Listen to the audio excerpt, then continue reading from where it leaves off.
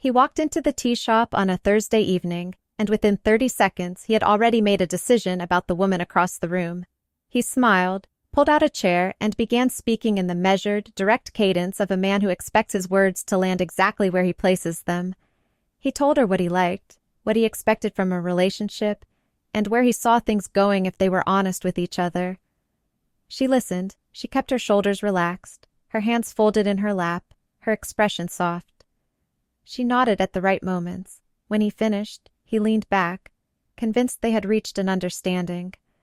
What he did not see was the way her breathing had shifted, slow and deliberate, as if she were adjusting to a sudden drop in temperature. He did not notice that she was measuring the space between them, calculating how much of herself she could safely offer without risking the fragile balance she had spent years learning to maintain. He thought he had closed a deal. She had simply filed it away for later review, because the language he was speaking required a response she was not willing to give in that moment. I have sat across from rooms like this enough times to know exactly what happens in the silence that follows. He was operating on a lifetime of conditioning that tells him clarity is achieved through direct exchange.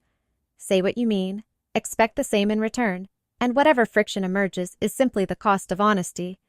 But in her world, clarity is not something you demand. It is something you cultivate through careful observation, patient positioning, and the deliberate preservation of each other's dignity. What he interpreted as quiet acceptance was actually a highly refined form of communication built on principles he had never been taught to recognize. Thai women do not avoid conflict because they lack the courage to speak. They avoid direct confrontation because they understand that confrontation, in its Western form, fractures the very foundation that allows two people to remain close. She was not refusing to engage. She was engaging in the only way her cultural grammar allows. She was protecting harmony. She was practicing restraint, not as submission, but as strategy. And until he learns to read that restraint as language rather than absence, he will keep walking through conversations believing he is winning them when he is actually moving further from the center of what she is trying to tell him.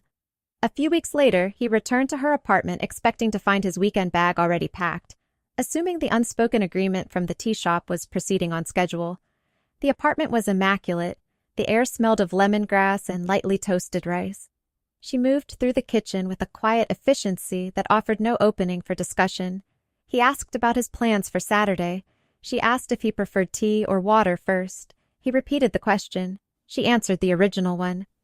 He stood in the doorway, feeling the familiar Western frustration rising in his chest. He wanted a direct answer. He wanted to know if they were on the same page. What he received instead was the careful, practiced withdrawal of someone who has already made up her mind that pressing forward will only damage what remains. He called it avoidance. She called it preservation. Two completely different descriptions of the exact same behavior. The man leaves tired, convinced she is hiding something.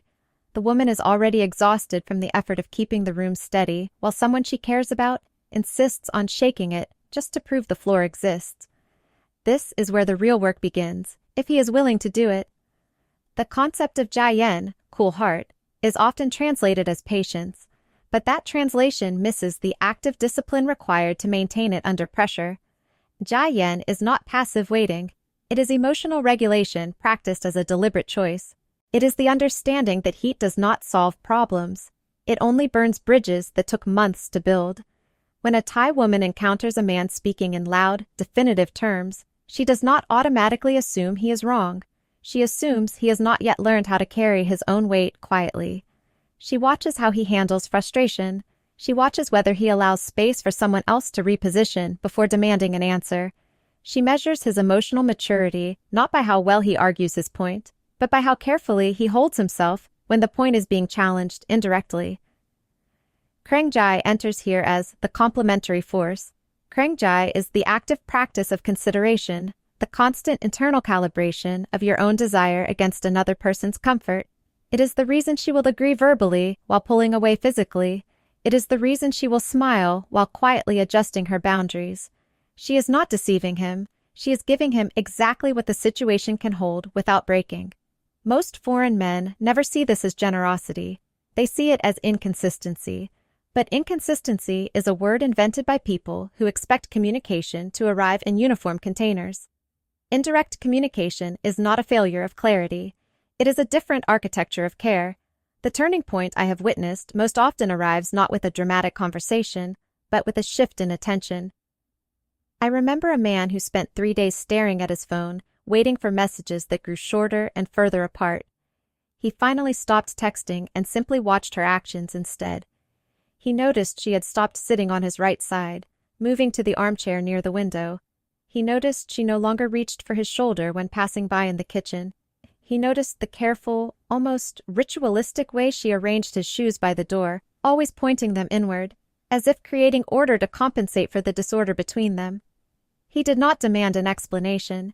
He sat down beside those shoes, placed his hands flat on the table, and let the evening sit in silence. When she finally spoke, she did not mention the argument. She mentioned her sister's upcoming birthday. She mentioned how tired she had been lately. She mentioned that sometimes people need to slow down before they can move forward together. It took him a full hour to realize she had been answering his original question the entire time. She had been showing him that she needed space, not closure, that she wanted time, not terms, that her quietness was not a wall, it was an invitation to step differently into the room. Only when he stopped treating indirectness as evasion and started reading it as information did the air between them finally clear. She did not change her style, he simply learned how to receive it. I have been watching this dynamic play out for years, and the gap between what most men experience in Thailand and what is actually available to them, that gap is not small. It is enormous. I wrote a guide that closes it completely. It is called From Hello to Her Bed. 10 chapters. Everything from the first message to the first night and beyond. What works, what destroys it, what most men never figure out. It is in the pinned comment. If you are serious about understanding what is actually in front of you here, take 30 seconds and read what it covers. The men who learn to read this space correctly do not win arguments. They avoid them entirely. I recall one evening in a modest apartment in Chiang Mai, where a misunderstanding had been building for nearly a week. He had booked tickets without asking. She had responded by growing increasingly quiet, focusing on household tasks with exaggerated precision, and leaving the room whenever he tried to discuss logistics. His instinct was to push, to demand a clear no or yes, to force the issue until it broke into words he could understand. Instead, he remembered what he had learned about Jia Yen. He closed his laptop. He poured 2 glasses of water. He sat on the floor near the balcony door, a space she used when she needed to breathe, and he placed a glass within her reach. He did not speak about the tickets. He spoke about the view of the garden below. He spoke about how the light changed when the rain stopped. He gave her exactly what she needed, which was an off-ramp that allowed her to rejoin the conversation without losing face or feeling cornered. 10 minutes later, she sat beside him. She told him she had been worried about the schedule, about whether he was considering her work hours, about how fast everything felt when decisions were made without checking in. She delivered it softly. She wrapped it in generalities. She never said you were wrong or you did not ask me. He did not correct her framing. He simply acknowledged her concern, explained his reasoning gently, and offered to adjust the bookings to align with her availability. She relaxed visibly. The tension dissolved not because someone capitulated, but because both of them finally felt safe in the room again. This is how disagreements are resolved in this culture when handled correctly. Not through victory, through restoration. What she feels when a man finally understands this is not relief. It is recognition. It is the quiet, almost physical unclenching of a weight she has been carrying without complaint. Thai women spend their lives navigating a social environment that rewards harmony over accuracy, that values relational stability over individual correctness, that teaches them from childhood how to express dissatisfaction through changed behavior rather than changed vocabulary. When a Western man arrives and demands immediate verbal clarity, he is asking her to perform outside her native emotional language. Most men interpret this as dishonesty. They do not realize they are simply asking a native speaker to translate a poem into accounting. The older men who arrive with enough life experience to let go of their need for instant resolution are the ones who notice the subtle architecture of her care.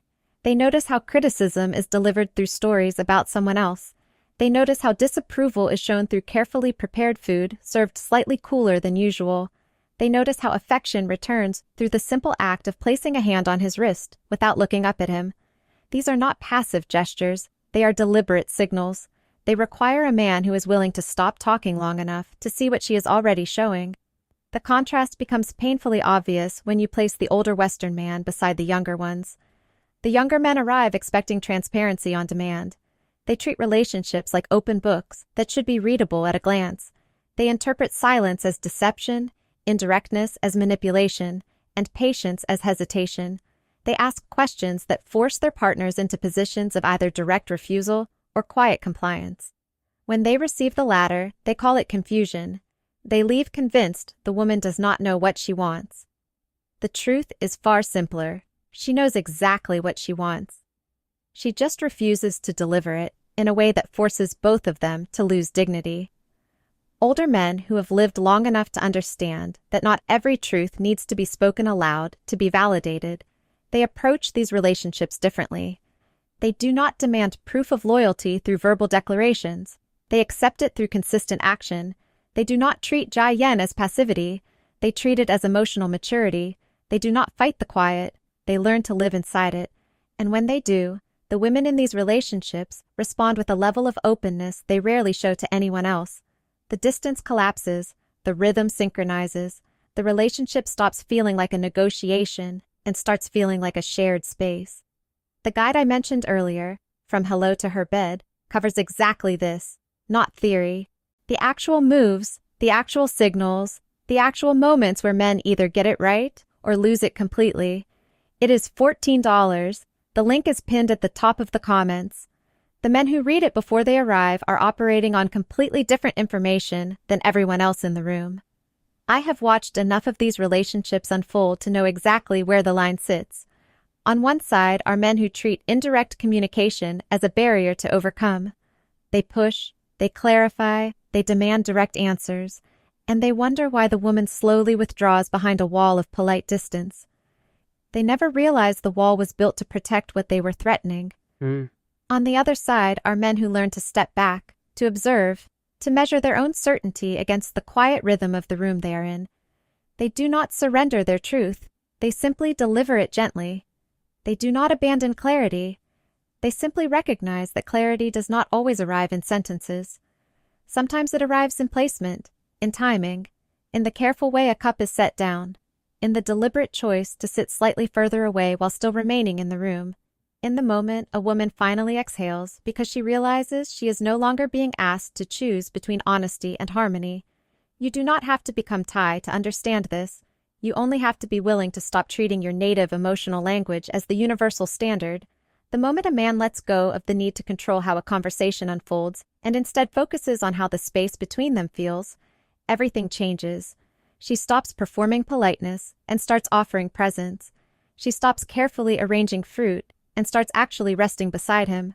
She stops speaking in generalities and starts sharing specifics because she finally knows the specifics will not be used to corner her, only to understand her. I have watched men arrive convinced they were being tested by silence, only to discover years later that they had simply been asked to listen differently. I have watched women wait quietly for a man to prove he could stay steady without demanding she perform certainty on his schedule. I have watched both sides slowly meet in a place that looks nothing like romance novels and everything like real life. It is not dramatic. It does not arrive with confessions or sudden transformations. It arrives in the ordinary moments where a man chooses patience over pressure, where a woman chooses trust over retreat, where the unspoken finally finds its home without either of them losing themselves in the process. And when that space is held correctly, when Jia Yen replaces heat, when Kreng Jai replaces force, when what is not said becomes the foundation instead of the obstacle, something remarkable happens. The distance does not just disappear, it transforms. It becomes the quiet certainty that you are no longer walking through someone else's world in heavy footsteps. You have finally learned how to move gently, how to hear the signals before they become words, how to let a cool heart do what a loud voice never could. And in that exact place, where most give up, everything else begins.